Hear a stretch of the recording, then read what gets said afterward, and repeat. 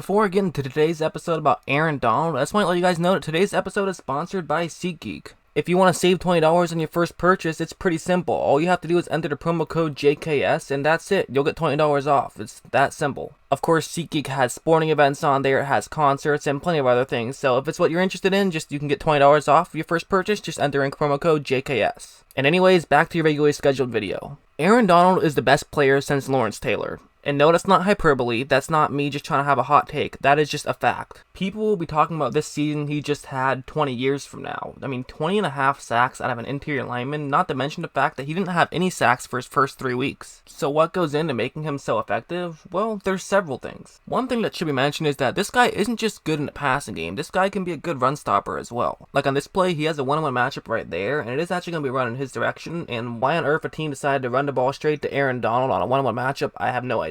But basically what I want you to take a look at is look at how far Aaron Donald's going to push that guard backwards. I mean, look at that first initial push. Essentially what you're doing there is you're moving the line of scrimmage a yard backwards. That's essentially what you're doing. Because of this, it's not going to allow another Rams linebacker who's in that area to run up, and he has plenty of space to try to make this tackle because Aaron Donald pushed that guard so far back. That linebacker is able to run over and get into the play, and this was Aaron Donald more than anything. This was Donald just realizing what's going on and making a big play. I mean, after this guy is done in football, he probably has a career in the World's Strongest Man competition because, I mean, that's just strength. It's unstoppable. Also, I should mention before I get too much further in this video, I have actually made another video about Aaron Donald entitled How Aaron Donald Terrorizes Opposing Defenses. However, I actually used that one as kind of a preview for one of the playoff games that he was going up against, so I didn't really fully talk about him. I sort of talked about that matchup as a whole. So that's why I'm making another video about him, because now I want to actually have a deeper dive into just Aaron Donald, because, you know, Aaron Donald definitely deserves his own video, and honestly, he could deserve 10 videos, really. But okay, I showed a run play because I felt like I had to, but let's be honest, we want to get into some sacks, and so let's use this one as an example. Still in that same game against the Vikings, and once again, it's going to be a 1-1 matchup right there with that left guard.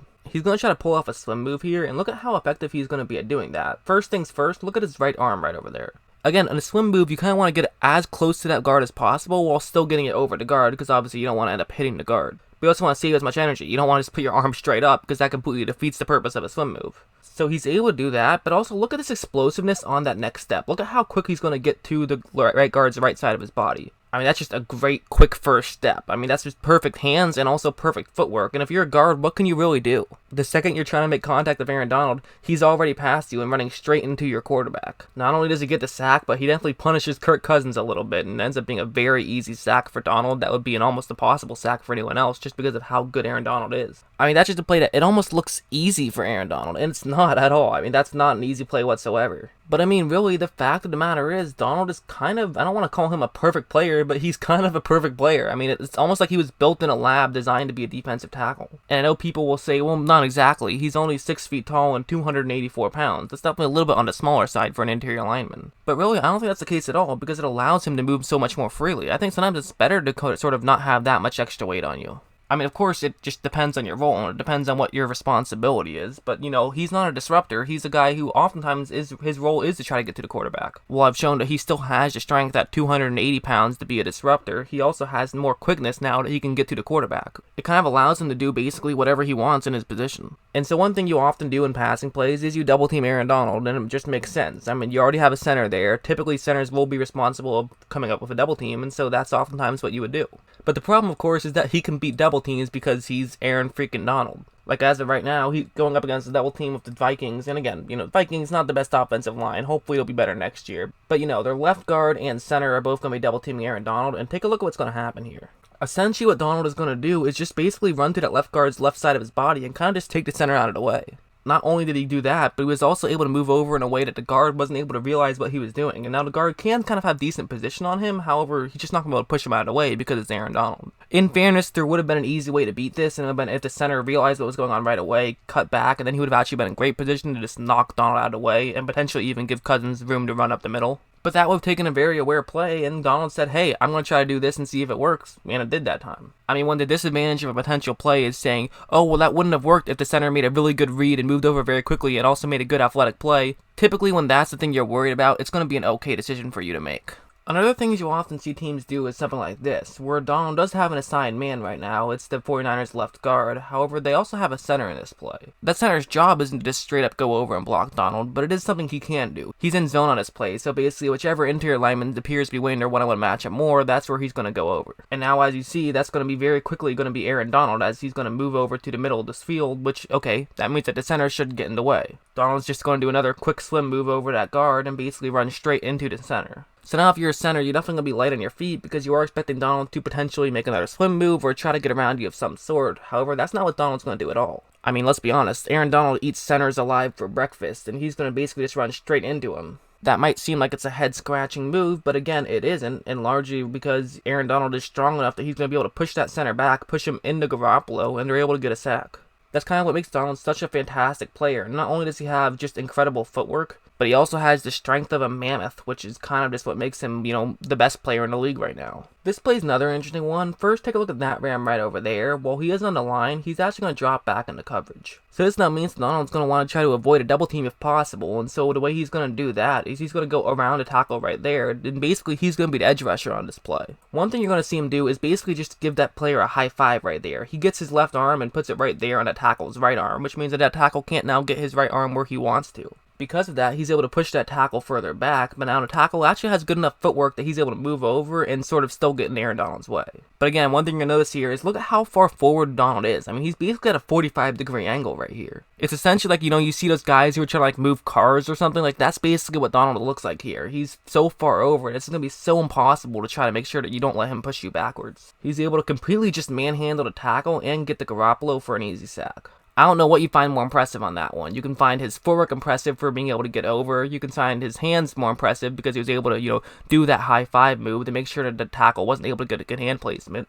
But I mean, probably at least the more fun part of that play was the fact that he was able to manhandle an offensive lineman. I mean, there's several traits you can have to make yourself an elite defensive player, but Aaron Donald seemingly has all of them. One thing the Rams definitely did as much as possible was they tried to open up things so that Aaron Donald could have as many one-on-one matchups as possible. Now, granted, he was still the most double-teamed player in the league last year because, why wouldn't you double-team him if you possibly can? But Los Angeles still did their best to try to create as many one-on-one matchups as they possibly could. Like on this one, basically what they're going to do is they're going to have a simple linebacker blitz, so we're going to have that linebacker blitz in, but really what's key is he's going to blitz right over there. So because of that, this basically forces one-on-one matchups all across the right side of the board, and more importantly, it gives a one-on-one matchup for Aaron Donald against the center, which is definitely a great matchup if you are a Rams fan. And for Aaron Donald, he's not going to mess around when he's going up one-on-one against the center. He'll just initiate this contact right away. Some guys might try to get around that center. Personally, that's what I would recommend to most guys in this league, but it's not what I would recommend to Aaron Donald because he is so strong. If you're a quarterback and you see Aaron Donald has a one-on-one matchup as a center, you might as well just take a knee because you're going to get sacked no matter what.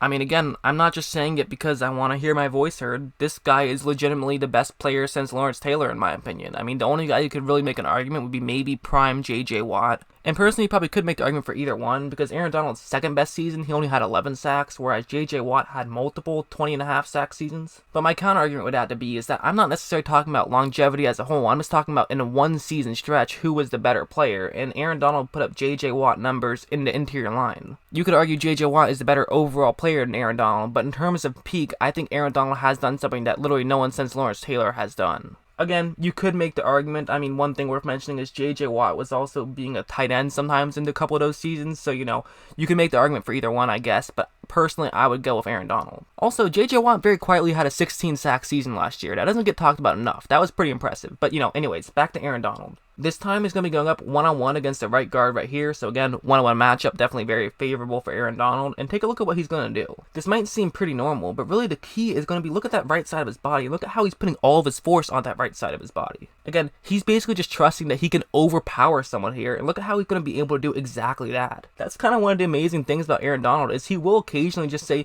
you know what, I'm not even going to care that you get good hand placement. I think I'm strong enough that I can overpower you anyways. I'm just going to go to one side of your body, push you all the way, and then push you back into your own quarterback. And that's exactly what he did. I mean, that's just ridiculous. I mean, unless you're going up against a halfback or a tight end, that's not something you're supposed to do. You're supposed to have good fundamentals. You're supposed to get around guys. You're supposed to give yourselves favorable hand placement. You're not supposed to just try to run straight through somebody, but that's what Donald's been able to do. You know how like you'll see someone in high school who is so much more talented than their counterparts that they don't even have to worry about their fundamentals because they are so good, they can just overpower those players? Well, that's kind of what Aaron Donald is doing here, but in the NFL instead of in high school. And now, granted, it should be mentioned that this guy does have good fundamentals. Sometimes he will just knowingly not do what a lot of players would do to try to give themselves favorable matchups because he knows he's strong enough that he doesn't need that little extra benefit, and it can actually cause some harm because it takes a little bit longer for it to develop. There is, in fact, a reason for why he does some of the things that he does, but I find it very crazy that he's able to pull off some of the things he pulls off. He's going to be moving over on this play, which actually isn't something that the Rams did a lot to give him some matchups, but every now and then they did, and they probably should have done a little bit more because he was very good in these types of plays. So basically what they're going to do is they're going to have their interior lineman on the right side of the screen basically run straight into the left guard and center, which in theory will force that left guard and center to block that interior lineman.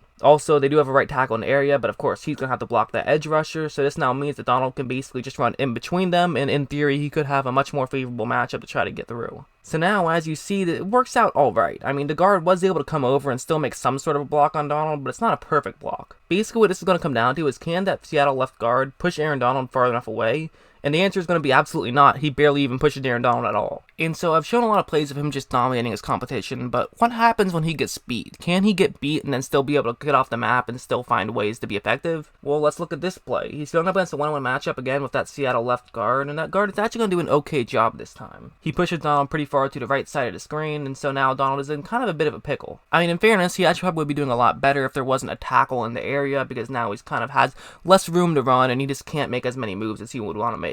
And so now, as you see, he's kind of getting squished right here. He's in between that guard and tackle, and there's not really a lot he can do. So he did get taken out of play here, largely just because of a bad circumstance of there being a tackle in the way, right? Well, no, not exactly, because he's then just going to do a spin move, still get open, and then be able to get a sack out of this. He's just such a tough guy to slow down, really. I mean, it's like slowing down a car that's in neutral when it's on a hill. Like, you might be able to slow it down, and you can push it as forward as possible, but really, unless you have help, you're not going to be able to stop that thing by yourself. This guy's getting $135 million over the next 6 years, and honestly, I mean, I'm not sure if I would agree with doing that for a lot of defensive players, but if you are going to do that with a defensive player, there's no doubt about it, Aaron Donald's your guy. I mean, he's already put himself in a conversation of best players ever, and the scary thing is, he's not that old, and he could potentially even get better.